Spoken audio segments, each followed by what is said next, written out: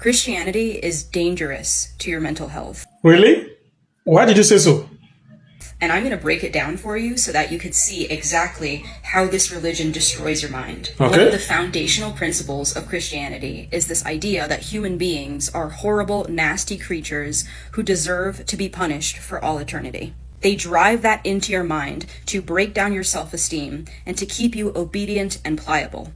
Then they tell you that you need a magical savior from the sky, so that means you are not your own person anymore. Now you are the property of the supernatural being that you've never seen in your entire life. Exactly. And that takes away your ability to think independently and to be your own person that does not belong to something else. Christianity also encourages paranoia and hypervigilance. This is especially harmful to people who are already traumatized and already suffer from mental illness. There are so many different ways to interpret the Bible, so that means that followers of Christ are in a constant state of paranoia, thinking that if they do the wrong thing, they're going to trip and fall into hell for the rest of eternity.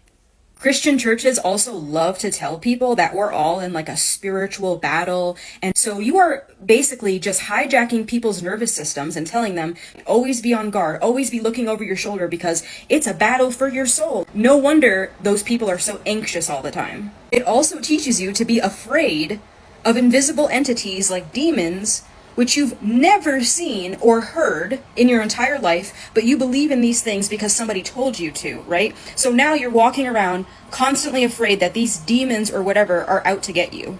Like, to me, that sounds like schizophrenia. Christianity also encourages psychosis by telling people to believe in their own imagination without actual proof of anything. I can't tell you how many comments I've gotten from Christians saying that God is real because they felt the presence of God, or the devil is real because they felt the devil. Like, I'm sorry, but your feelings and your imagination are not a measure of reality. They're not a measure of truth. Exactly. But Christianity tells you that you don't need concrete proof. You don't need the truth. Whatever thoughts pop into your head, just go ahead and believe those and then try to convince other people of your delusions. They tell you, oh, you just have to have faith in Jesus. You just have to believe. You just have to have faith. Blind faith, believing in something without proof, is delusion. This religion does not want you to think for yourself. Exactly. They want you to have blind faith without proof, and they tell you if you don't have that, then you're not a good Christian. So like, the more delusional and detached from reality you are, the better of a Christian you are, right? And my absolute favorite line from Christianity is, mental illness is demonic. Okay, so if you're saying that mental illness is demonic, then you're implying that the solution to get rid of mental illness is to go to church more often and read the Bible, right? Because that's your answer to everything, isn't it? So you're basically telling people they don't need to go to the doctor. They don't need to seek medical care for the medical condition that they have.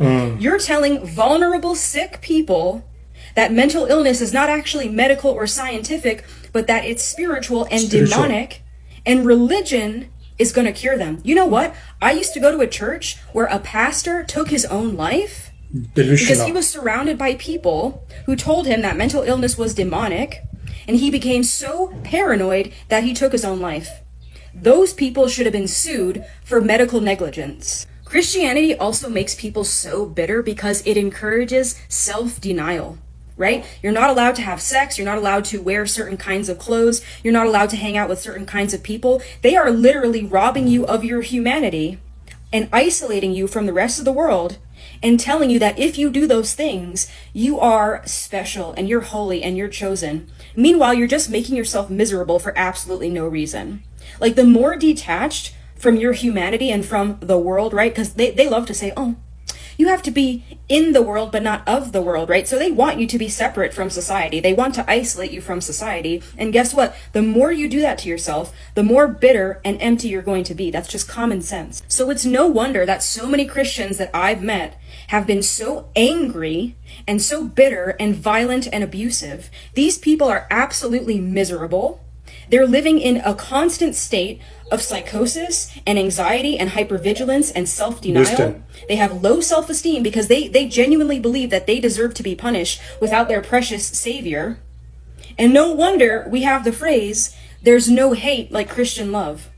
Why is it that people who claim to follow this amazing man, Jesus Christ, who was so compassionate and so forward-thinking and generous to everyone, why is it that people who allegedly follow him are the most miserable, hateful, bitter